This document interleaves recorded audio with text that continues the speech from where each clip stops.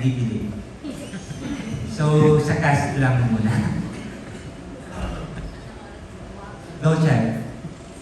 And bakit? Siguro para po sa akin, umaga, tanghali, gabi. Tapos kung kaya naman ng kung kaya naman ng snack, parang gano'n, pwede naman siguro. Ano, sa halaman mo na. Sa halaman po ba? Sa halaman na, parang ano po, dapat dalawang base lang po talaga. Sa umaga, and then sa gabi. And then bakit po? Oo, bakit ganun? Hindi po siguro sila, parang, kasi nasa tamang dilig lang po kasi yun yung pag-aalaga ng halaman. Pero diba, sige. Tama naman.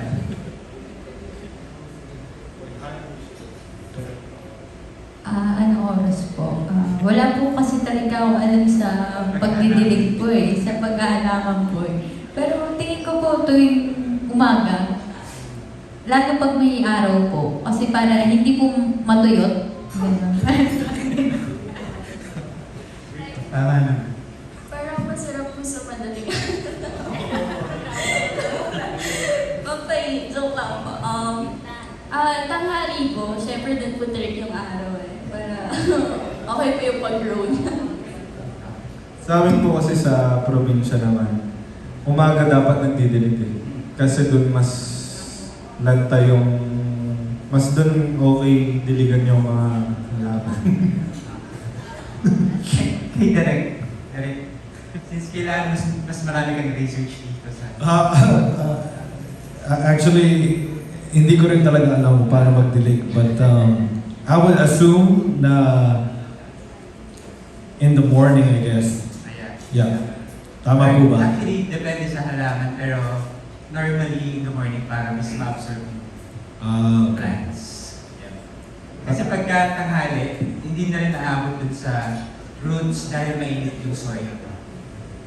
So, dapat umaga pa lang may dilig na agad. Thank you. Sige, salamat po. Thank you very much. That was Mark Magadia of Maganda Ba Movie. Up next, we have Nas Tabares of Pelikula Mania. Kay Derek po, since this is your second Viva Max movie, ano yung learnings mo from Sugar Baby na na-apply mo dito sa movie? I think siguro naman kung technical side, ang haba ko pala mag-direct. So actually, my 2 films, 1 hour of footage has been cut because my style of filmmaking is very slow burn. So parang, okay, next time I just need to shoot less sequence because I'm being honest, I love when a love scene na parang real time talaga siya. So I really like slow burning from, the whole diligan, But since I only have 45 minutes, so biggest adjustment siguro is knowing na, okay, I can't have too many sequences. And siguro ano lang din, parang, I think that's the biggest that I learned because Sugar Baby, I had 100 sequence. So it was almost like a 3-hour film when we edited it. And di ba dapat pag movie dapat mga 1 hour and 45 lang. So yun lang naman. So, of course, yeah, that's the biggest thing for sure. Sa cast naman, ano yung una nyong na-realize ay na initial reaction mo nung nabasa ng script? Sa akin naman po, nung unang nabasa ko yung script is hindi naman po nagkakalayo sa pagkatao ko ngayon kasi tahimik lang din naman si Ocho dito, probinsya, bagay na bagay din po sa akin. Tapos, mahirap lang din, tama naman, mahirap lang din ako. And then, tahimik, mabait, and then, mapagmahal sa nanay, parang lahat gagawin para kumita lang, kaya pinasok ko yun. Ano po? Thank you. And ako naman po, tingin ko po parang bumagay po talaga po sa akin yung character. Kasi po, hindi po ako sanay na nangaaway talaga. Ganun po. Makulit lang po ako pero hindi po talaga ako sanay na nangaaway. Medyo malambot po ako pagdating sa mga tao. Ganun po. Then, yung sa story din po, medyo na-challenge po talaga ako kasi first time ko po talagang umiyak sa maraming tao kasi kadalasan po hindi ako umiiyak sa maraming tao.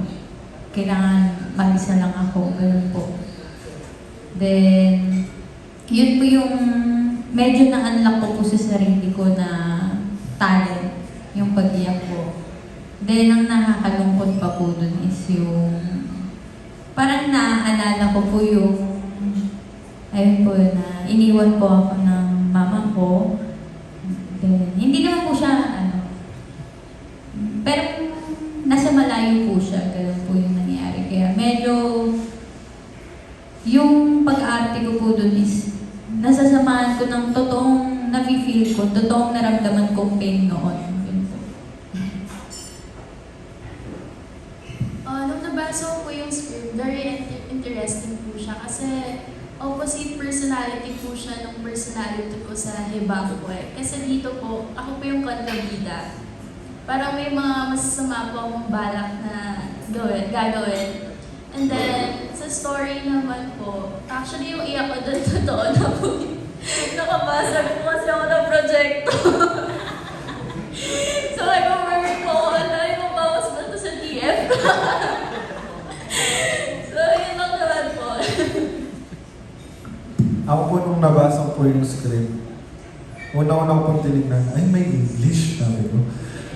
Kasi po nung nasa bed spacer, puro English din po yung lines. Buti na lang po, pinapabago din po nila on the set na pwede naman itagalog yung mga English lines.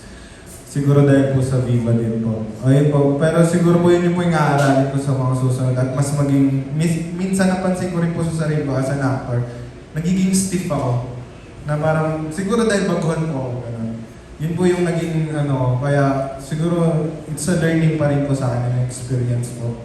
Para mas pagbutihan ka po sa mga susunod na projects. Ang ko naman po, nung nabasa ko si Dale, ang napansin ko, ang nakakonect ako kay Dale, nung si Dale kasi sobrang mapagmahal eh. Parang kaya niyang gawin lahat para kay Katie. So doon ko siya na si JD at si Dale, pareho silang mapagmahal. Lahat gagawin para sa kanya. Pag nagmahal po kami, talagang gagawin talaga para mahalin din sila pabalik. Kaso hindi ginagawa pa din. Thank you. Thank you for your questions. That was Nas Tabares of Pelikula Mania. Up next, we have Trixie Downs, a TikTok influencer. Hello, everyone. So my first question ay para sa cast members, Jenny Rica, Jessa Chan. Kung makakausap niyo yung character niyo, ano yung sasabihin niyo sa kanila at bakit?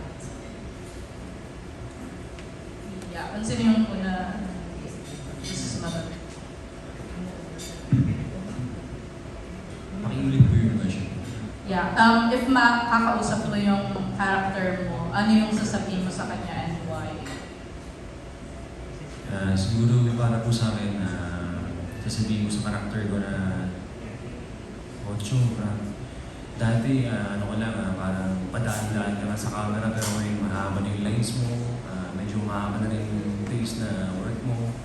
And then parang sasabihin mo sa kanya na congrats kasi nag-level up ka na and then sana tuloy-tuloy ko yan yung Ocho, sana more projects pa yung dumating sa'yo parang How about the others? Jessa? Yung question po, ano po sasabihin po kay Caitlyn? Ganun Yeah, po siya yeah, character. Gusto ko sabihin sa kanya na piliin niya pa rin magmahal. Kasi hindi naman habang buhay nasa harap mo yung taong mahalaga sa buhay mo. And yun din po na ingatan din po lagi yung sarili, lalo sa mga tao. Hindi dapat pagkatiwalaan. Yun na. Kung makakausap ko po si Reza, sasabihin ko lang po sa kanya is, bakit mo nagawa? I mean, parang you need to know your worth. Parang yun na lang talaga yung masasabi ko sa kanya and just face all your consequences na sa ginawa mo. Ako naman po, kung makakausap ko si Dale, ano yun po si Dale? Dale, okay lang yan kahit nabasted ka ni Gabe din. Pero, ang totoo, ang importante, marunong akong magmahal ng totoo. Yun po. Thank you. My second question is for, of course, Christian. Yeah. So how does audience perception of erotic thrillers in the Philippines differ from those in Toronto? Oh, like doing Yeah. mga thriller back in the US, let's say. Parang mga Yeah. Oh. So I think what I really appreciate, because as you know, I do thrillers as well, action crime in the US for TV series. So what I do appreciate with Viva Max is the creative freedom, because I feel like there's so much more that I have to. Because syempre pag network meron restrictions pa rin yun. And I feel like at least Viva Max, you're able to really tell the way you wanna say it, and I appreciate that. And actually, that's why I'm here. I wanna keep doing Viva Max films because nothing is off the table in terms of, you know. For me, it's an artistic choice. Like I would always compare it to like a painter who likes to paint erotic paintings. That's how I see myself. That's how I see what I do. So I appreciate that with Viva Max. Thank you. Thank you for your questions. That was Trixie, that was a TikTok influencer. For our next batch, please do stand by CJ Buada of CJ Says Vlog, Matt Suzana of Lapochera Lovers, and Biggs Almacen of Biggs Bus and Abante. Our next special will be coming from CJ Buada of CJ Says Vlog. Good afternoon, guys. My first question is,